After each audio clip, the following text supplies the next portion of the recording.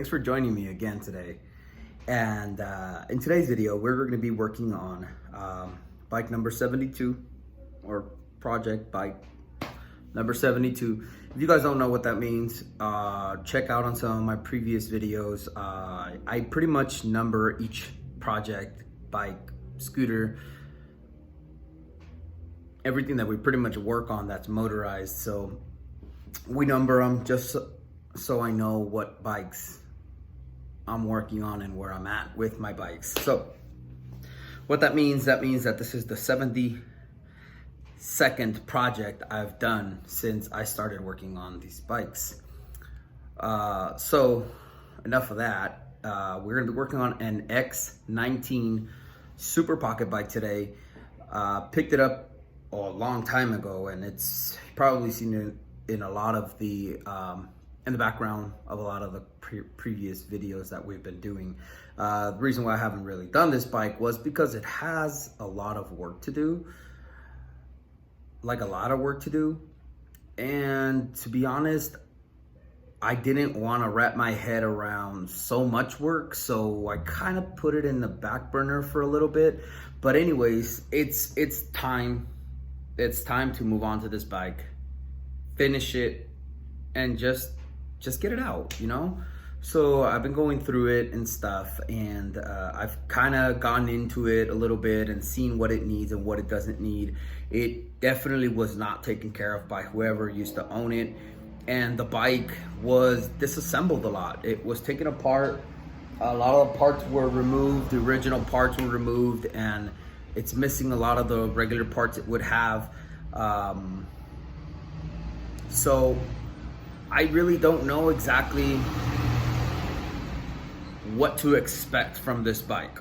So let's get into it and let's figure it out together. Please stay, okay? You're gonna like this one.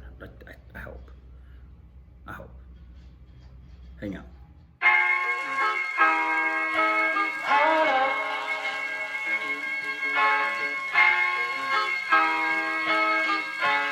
I'm so in love with you. You got me down again.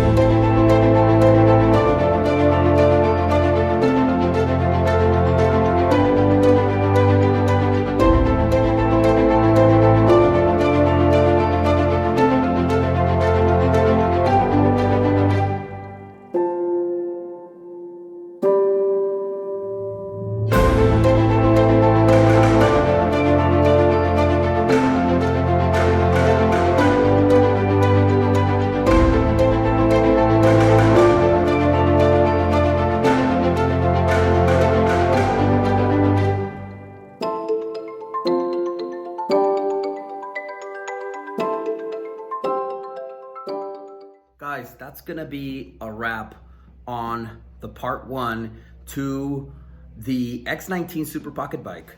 I did stop recording and then kind of came back 2 days later, and I kind of started disassembling some of the electrical stuff. I found that it has a lot of electrical stuff missing, which I don't know how it was working. It doesn't have any keys. They were completely removed. They were wired to an actual switch to turn it on and off.